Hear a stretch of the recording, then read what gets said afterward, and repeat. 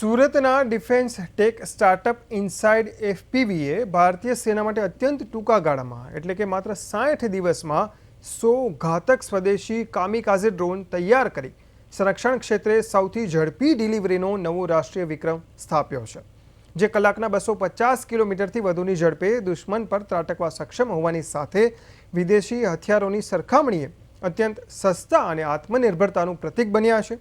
ભવિષ્યના યુદ્ધો માટે ગેમ ચેન્જર ગણાતી આ ટેકનોલોજી પાછળ ગુજરાત સરકારની સ્ટાર્ટઅપ નીતિ હેઠળ મળેલી આર્થિક ગ્રાન્ટ અને કેન્દ્ર સરકારનું પ્રોત્સાહન મહત્વનું સાબિત થયું છે।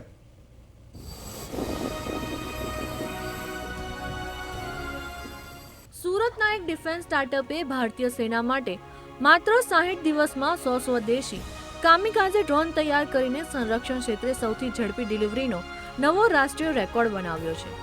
વિદેશી હથિયારો પરની નિર્ભરતા ઘટાડતી આ અભૂતપૂર્વ સિદ્ધિ સરહદની સુરક્ષામાં મોટો બદલાવ લાવવા જઈ રહી છે। તો ચાલો જાણીએ ભારતને ગૌરવ અપાવતી આ સિદ્ધિ વિશે।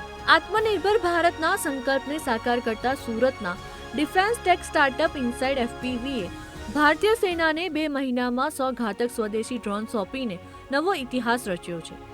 સેનાની કટોકટીની જરૂરિયાતોને પહોંચી વળવા માટે આટલા ટૂંકા ગાળામાં થયેલી આ દેશની અત્યાર સુધીની સૌથી ઝડપી અને રેકોર્ડ બ્રેક સપ્લાય છે। એ ડ્રોન્સ અમે રિસેન્ટલી ઇમરજન્સી પ્રોક્યોરમેન્ટમાં સપ્લાય કર્યા છે। 2 મહિનાની ટાઈમ પીરિયડમાં અમે આ ડ્રોન સપ્લાય કર્યા છે। ઇનિશિયેટિવ માટે અમને ગવર્મેન્ટનું બહુ મોટું સપોર્ટ મળ્યું છે, જે રીતે અમને રિસેન્ટલી ગ્રાન્ટ્સ મળ્યા છે ગવર્મેન્ટ ઓફ ઇન્ડિયાની દ્વારા, ગવર્મેન્ટ ઓફ ગુજરાતની દ્વારા અમને 30 લાખ રૂપિયાના ગ્રાન્ટ મળ્યા છે। ગુજરાત ગવર્મેન્ટે આ કંપનીમાં ઇન્વેસ્ટ કર્યું છે। કલાકના 250 કિલોમીટરથી વધુ ઝડપે દુશ્મન પર ત્રાટકતા આ સિંગલ યુઝ કામિકાઝે ડ્રોન વિદેશી હથિયારો કરતા કિંમતમાં અત્યંત સસ્તા છે। સંરક્ષણ નિષ્ણાંતો ભવિષ્યના યુદ્ધો માટે આ ટેકનોલોજીને ગેમ ચેન્જર ગણાવી રહ્યા છે। સુરતના યુવાનોએ સાબિત કરી દીધું છે કે હવે ભારત પોતાની સુરક્ષા માટે સંપૂર્ણપણે સક્ષમ અને આત્મનિર્ભર છે।